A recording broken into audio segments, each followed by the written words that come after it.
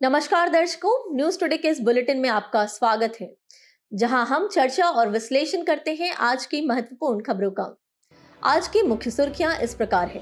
Cabinet ने प्रधानमंत्री ग्राम सड़क योजना 4 यानी PMGSY 4 के कार्यान्वयन को मंजूरी दी। केंद्रीय मंत्रिमंडल ने PM E-ड्राइव यानी प्रधानमंत्री electric drive revolution in innovative vehicle enhancement योजना को मंजूरी दी। केंद्रीय मंत्रिमंडल ने मिशन मौसम परियोजना को मंजूरी दी। प्रधानमंत्री ने दूसरे अंतर्राष्ट्रीय ग्रीन हाइड्रोजन सम्मेलन में भारत को वैश्विक ग्रीन हाइड्रोजन हब बनाने की प्रतिबद्धता व्यक्त की। मत्स्य पालन, पशुपालन एवं डेयरी मंत्रालय ने प्रधानमंत्री मत्स्य संपदा योजना यानी PMMSY की चौथी वर्षगांठ पर विभिन्न पहलों की शुरुआत की। विनिर्माण प्रक्रियाओं से होने वाले एंटीबायोटिक प्रदूषण से निपटने हेतु WHO ने अपना पहला दिशा निर्देश जारी किया। चलिए अब खबरों की चर्चा विस्तार से करते हैं और सबसे पहले रुक करते हैं आज की पहली मुख्य खबर की ओर। कैबिनेट ने प्रधानमंत्री ग्राम सड़क योजना 4 यानी PMGSY 4 के कार्यान्वयन को मंजूरी दी। इस योजना को ग्रामीण विकास मंत्रालय द्वारा वित्त वर्ष 2024-25 से 2028-29 की अवधि के लिए आरंभ किया गया है। इसके लिए कुल 70,125 करोड़ रुपए के फंड की घोषणा की गई है। खबर की शुरुआत में PMGSY 4 योजना की मुख्य विशेषताओं पर एक नजर डालते हैं। सड़क कनेक्टिविटी से वंचित 25,000 बस्तियों के लिए 62,500 किलोमीटर की 12 सड़कें बनाई जाएंगी। इसमें जनगणना 2011 के अनुसार जनसंख्या संबंधी कई विभिन्न मानदंडों के आधार पर सड़क कनेक्टिविटी से वंचित बस्तियों को कवर किया जाएगा, जैसे मैदानी इलाकों में 500 से अधिक जनसंख्या वाली बस्तियां, पूर्वोत्तर एवं पहाड़ी राज्यों या संघ राज्य क्षेत्रों, विशेष श्रेणी वाले क्षेत्रों जैसे 5वीं अनुसूची वाले जनजातीय क्षेत्र, आकांक्षी जिले या ब्लॉक, रेगिस्तानी क्षेत्र में 250 से अधिक जनसंख्या वाली बस्तियां और साथ ही वामपंथी उग्रवाद से प्रभावित जिलों में 100 से अधिक जनसंख्या वाली बस्तियां। इसके अलावा सड़क कनेक्टिविटी वाले नए मार्गों पर पुलों का निर्माण और उनका अपग्रेडेशन किया जाएगा। आइए अब PMGSY 4 योजना का क्या महत्व है ये समझ लेते हैं। पहला है गुणवत्ता पर फोकस। PMGSY 4 के तहत सड़क निर्माण हेतु कई जरूरी अंतर्राष्ट्रीय मानदंडों और सर्वोत्तम पद्धतियों का उपयोग किया जाएगा, जैसे कोल्ड मिक्स प्रौद्योगिकी का उपयोग करना, सड़क निर्माण में अपशिष्ट प्लास्टिक के साथ साथ फ्लाई ऐश, स्टील स्लैग जैसे कंस्ट्रक्शन संबंधी अपशिष्टों का उपयोग करना आदि। अगला है सामाजिक आर्थिक विकास। सभी मौसमों के अनुकूल सड़कों के निर्माण से स्कूल या कॉलेज, स्वास्थ्य केंद्रों, बाजार और अन्य नजदीकी केंद्रों तक पहुंच को सक्षम बनाया जाएगा। इससे दूर दराज के ग्रामीण क्षेत्रों में सकारात्मक बदलाव लाने में मदद मिलेगी। इसके अलावा PM गति शक्ति पोर्टल के डेटाबेस का उपयोग करके सड़क निर्माण योजना को व्यवस्थित किया जाएगा। अब PMGSY योजना के बारे में भी विस्तार से जानकारी प्राप्त कर लेते हैं। यह ग्रामीण विकास मंत्रालय के तहत 100% केंद्र प्रायोजित योजना है। PMGSY 1 वर्ष 2000 में सड़क कनेक्टिविटी से वंचित बस्तियों को 12 सड़क सुविधा उपलब्ध कराने के उद्देश्य से शुरू किया गया था। PMGSY 2 2013 की बात करें तो इसका लक्ष्य विभिन्न राज्यों और केंद्र शासित प्रदेशों में 50,000 किलोमीटर सड़कों को अपग्रेड करना था। PMGSY 3 2019 की बात करें तो इसका लक्ष्य ग्रामीण कृषि बाजारों, उच्चतर माध्यमिक विद्यालयों और अस्पतालों से बस्तियों को जोड़ने वाली 1,25,000 किलोमीटर सड़कों का निर्माण करना था। खबर के अंत में PMGSY से जुड़े महत्वपूर्ण मुद्दे क्या हैं ये जान लेते हैं। लॉजिस्टिक्स संबंधी समस्याओं और राज्यों द्वारा समय पर फंड जारी न करने के कारण परियोजनाओं को लागू करने में देरी होती है। इसके अलावा PMGSY से संबंधित परियोजनाओं हेतु क्वालिटी कंट्रोल लैब्स के अनिवार्य प्रावधान का पालन नहीं किया जा रहा है।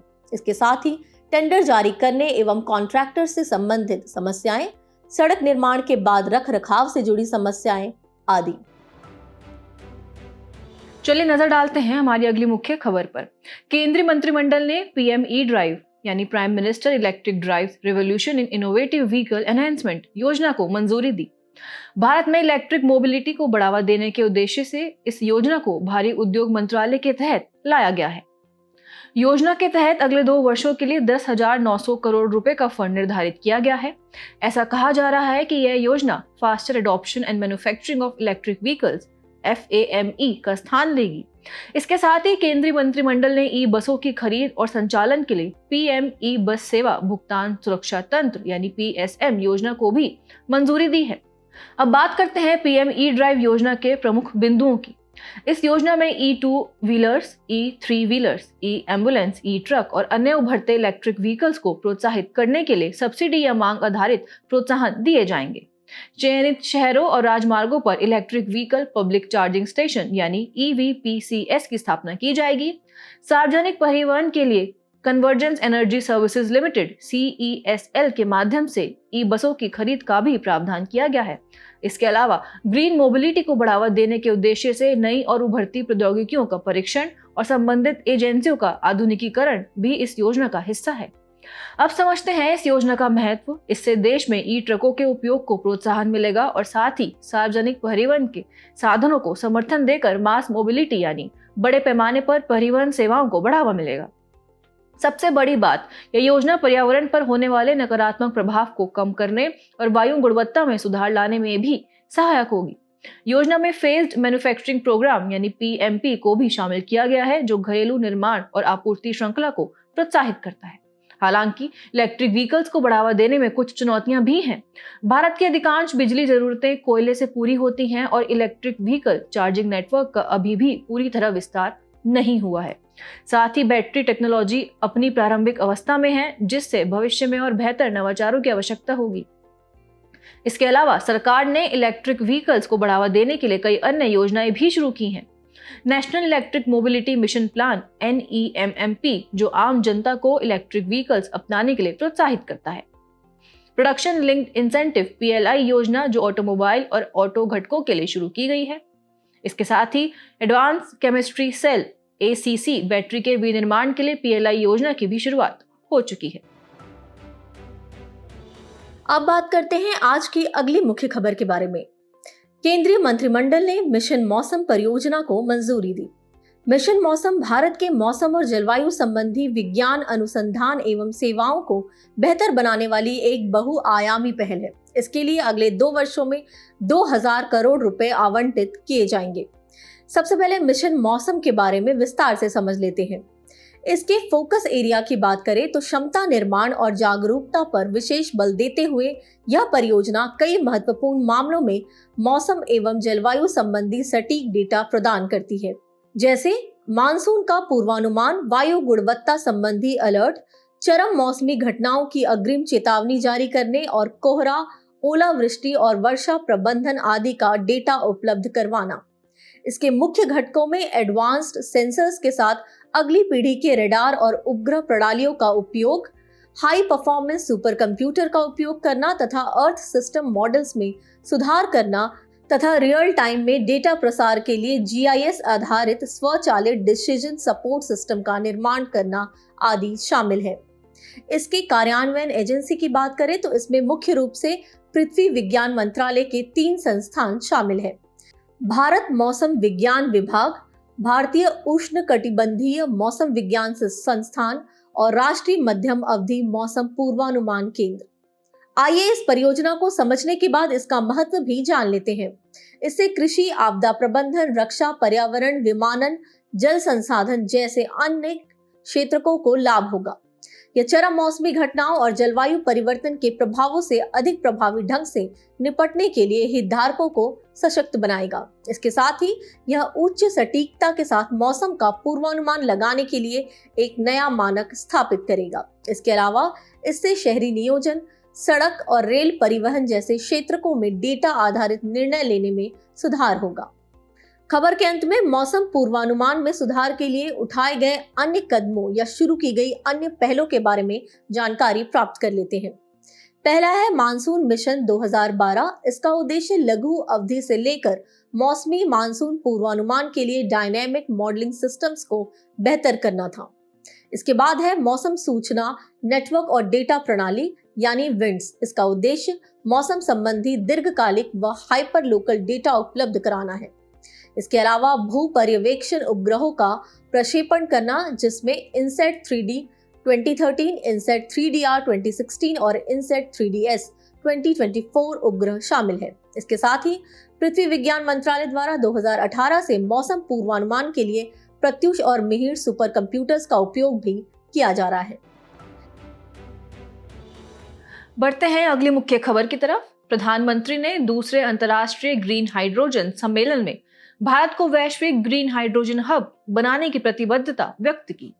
इस महत्वपूर्ण सम्मेलन में उन्होंने ग्रीन हाइड्रोजन यानी H2 के उत्पादन, उपयोग और निर्यात के लिए भारत को प्रमुख केंद्र बनाने के महत्व पर जोर दिया। ये लक्ष्य 2023 में शुरू किए गए राष्ट्रीय ग्रीन हाइड्रोजन मिशन के अनुरूप है। तो आखिर भारत कैसे बनेगा ग्रीन हाइड्रोजन का वैश्विक हब, इस पर चर्चा करते हैं। प्रधानमंत्री ने इस दिशा में 5 million metric ton green hydrogen के उत्पादन का लक्ष्य निर्धारित किया है, जिसके लिए भारत को $100 बिलियन के निवेश की आवश्यकता होगी। इसके लिए कुछ मुख्य उपाय भी प्रस्तावित किए गए हैं। पहला है वित्त पोषण। ग्रीन हाइड्रोजन परियोजनाओं को वित्त पोषित करने के लिए निधि क्षेत्र की पूंजी और विशेषज्ञता जुटाने हेतु PPPs मॉडल अपनाया जा सकता है। दूसरा है साझेदारी। तकनीकी विशेषज्ञता और ज्ञान के हस्तांतरण के लिए वैश्विक दिग्गजों के साथ सहयोग स्थापित करना चाहिए। और तीसरा नवाचार है। इलेक्ट्रोलाइजर और फ्यूल सेल प्रौद्योगिकियों की दक्षता बढ़ाने के लिए अनुसंधान एवं विकास में निरंतर निवेश किया जाना चाहिए।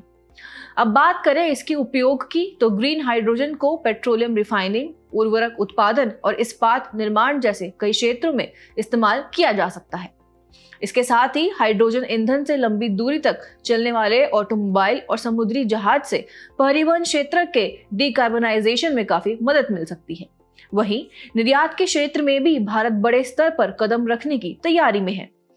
2030 तक ग्रीन हाइड्रोजन और इसके व्युत्पन्न जैसे ग्रीन अमोनिया की वैश्विक मांग 100 मिलियन मीट्रिक टन से अधिक होने की उम्मीद है। भारत से हर साल लगभग 10 million metric ton green hydrogen और ग्रीन अमोनिया का निर्यात संभव है, लेकिन इस राह में चुनौतियां भी कम नहीं है, जैसे तकनीकों का अधिक महंगा होना इसके बड़े पैमाने पर उपयोग में बाधा पैदा करती है। लंबी दूरी पर हाइड्रोजन का परिवहन करने में तकनीकी और लॉजिस्टिक्स संबंधी चुनौतियां भी मौजूद हैं और ग्रीन हाइड्रोजन के लिए विनियामकीय फ्रेमवर्क का अभाव इस क्षेत्र के विकास और निवेश में रुकावट डाल सकता है। अंत में ग्रीन हाइड्रोजन के बारे में भी जान लेते हैं।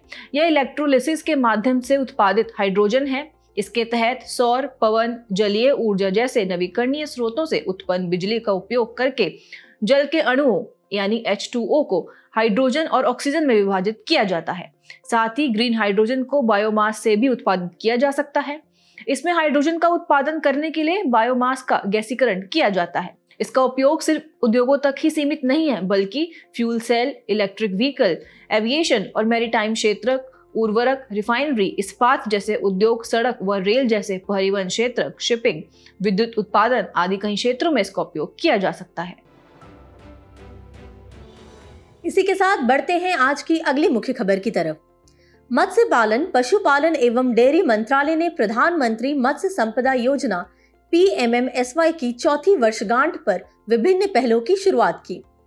मत्स्य पालन, पशुपालन एवं डेयरी मंत्रालय ने प्रधानमंत्री मत्स्य संपदा योजना PMMSY के 4 वर्ष पूरे होने पर मत्स्य पालन क्षेत्र में आवश्यक बदलाव लाने के लिए कई पहलें शुरू की है। इन प्रमुख पहलों में शामिल है राष्ट्रीय मत्स्य विकास कार्यक्रम पोर्टल। इस पोर्टल को PMMSY की एक उप योजना प्रधानमंत्री मत्स्य किसान समृद्धि सह योजना के तहत बनाया गया है। यह मत्स्य पालन से संबंधित हितधारकों की रजिस्ट्री, सूचना, सेवा और सहायता के लिए एक प्रमुख केंद्र के रूप में काम करेगा। इसके साथ ही 3 विशेष मत्स्य उत्पादन और प्रसंस्करण क्लस्टर्स की स्थापना की गई है। ये क्लस्टर्स मत्स्य पालन के क्षेत्रों में नवाचार को बढ़ावा देंगे।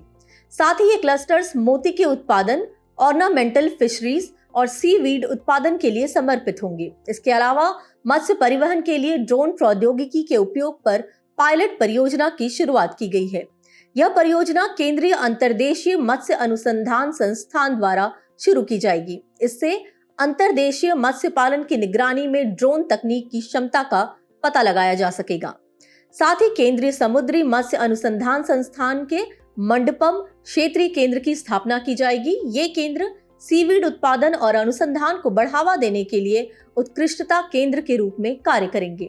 इसके अलावा समुद्री और अंतर्देशीय दोनों प्रजातियों के लिए न्यूक्लियस ब्रीडिंग केंद्रों की स्थापना की जाएगी। इसके अंतर्गत आर्थिक रूप से महत्वपूर्ण प्रजातियों के आनुवंशिक संवर्धन के जरिए उनके सीड की गुणवत्ता बढ़ाने के लिए इन केंद्रों की स्थापना की जाएगी। इसके साथ साथ हैदराबाद, मुंबई और कोच्चि में 3 इंक्यूबेशन केंद्रों की स्थापना की जाएगी, जिसमें कम से कम 100 मत्स्य पालन स्टार्टअप, सहकारी समितियों आदि को बढ़ावा देने के लिए इन केंद्रों की स्थापना शामिल है। और अंत में कुछ प्राथमिकता वाली परियोजनाएं भी हैं। इन परियोजनाओं में असम, छत्तीसगढ़, मध्य प्रदेश, त्रिपुरा और नागालैंड में 5 एकीकृत एक्वा पार्कों का विकास, अरुणाचल प्रदेश और असम में 2 विश्व स्तरीय मत्स्य बाजारों की स्थापना आदि शामिल है।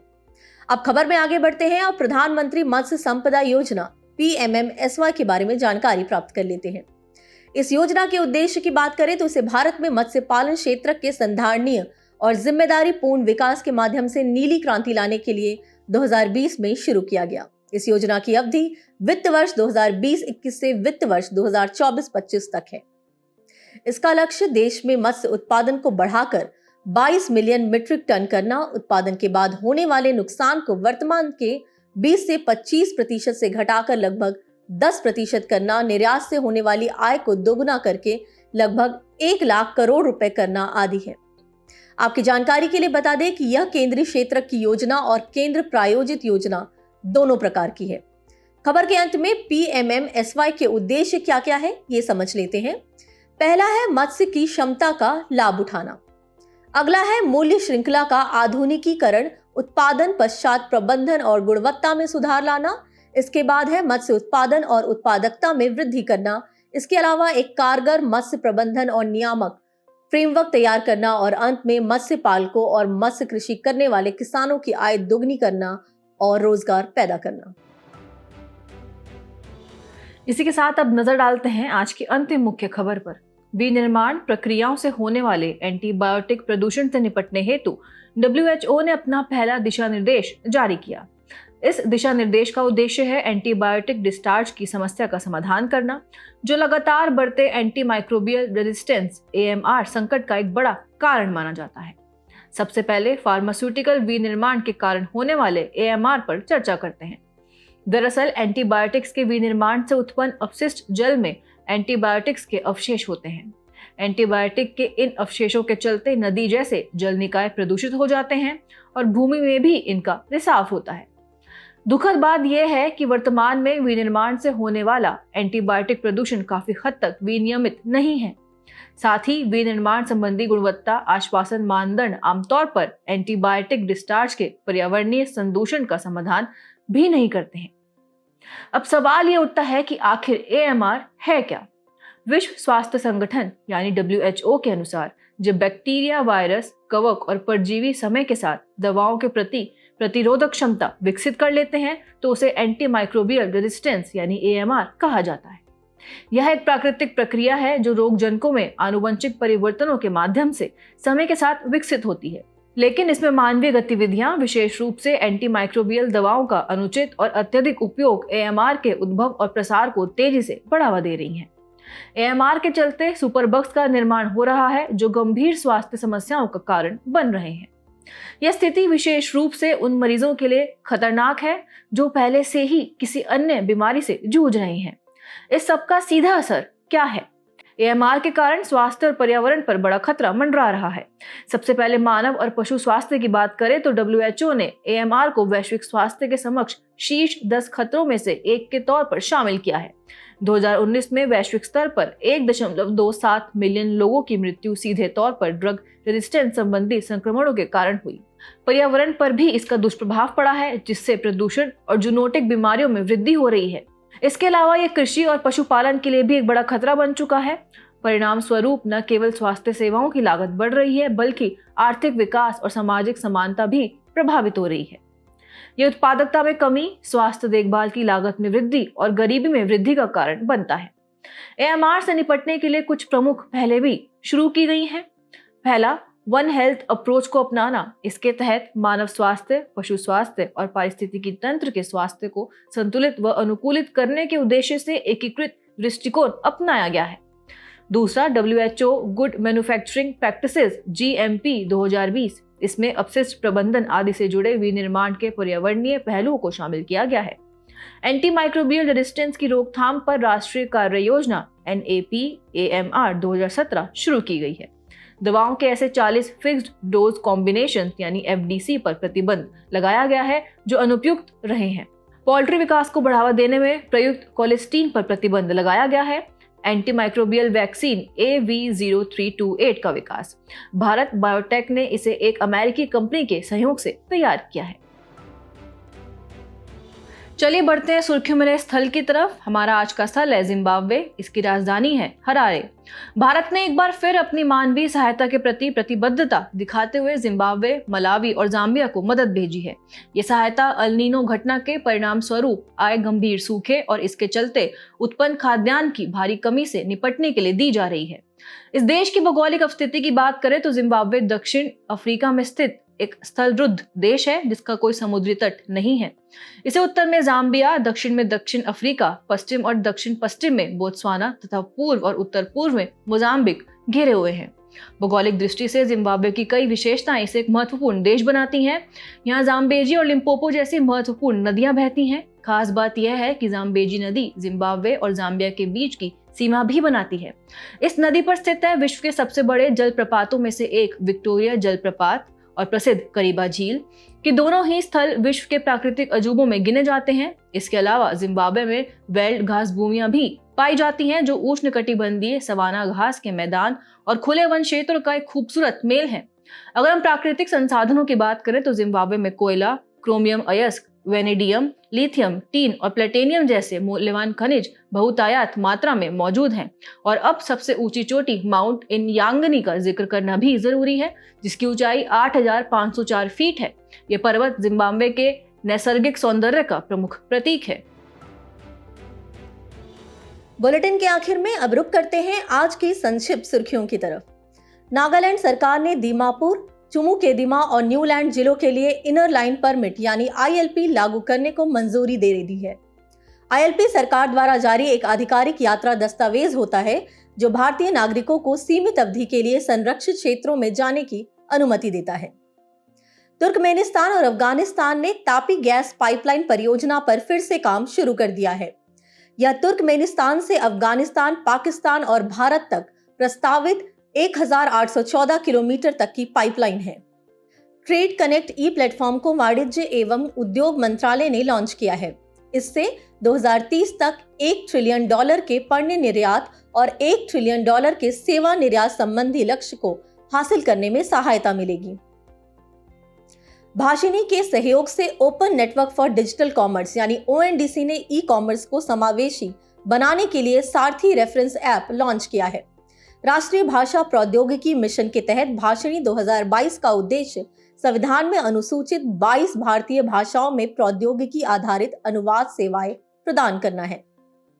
केंद्र ने मुंबई में 256 एकड़ सॉल्ट पैन भूमि को Dharavi redevelopment project private limited को हस्तांतरित करने को मंजूरी दी। सॉल्ट पैन लैंड्स ऐसी निचली भूमियां होती है जहां समुद्री जल या खारा पानी समय समय पर पहुंचता रहता है। जल के वाष्पीकरण के बाद उस क्षेत्र में नमक और अन्य खनिज पदार्थ जमा हो जाते हैं।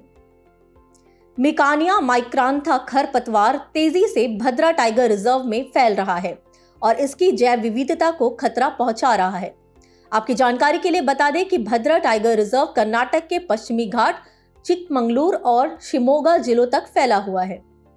शोधकर्ताओं ने महाराष्ट्र के कुंभराल में एक पवित्र उपवन मिरिस्टिका दलदली वन की खोज की है जो स्थानीय समुदाय द्वारा संरक्षित है। यह कर्नाटक और केरल की एक लुप्त प्राय प्रजाति है। पवित्र उपवन ऐसे प्राकृतिक क्षेत्र होते हैं जिन्हें स्थानीय समुदायों द्वारा आध्यात्मिक और पारिस्थितिकी कारणों से संरक्षित किया जाता है।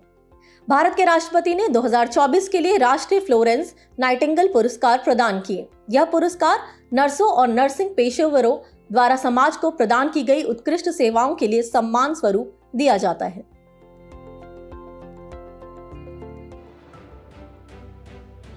जाने से पहले आपकी समझ की परीक्षा के लिए डालते हैं एक नजर हमारे स्पेशल सेगमेंट प्रश्नोत्तरी पर।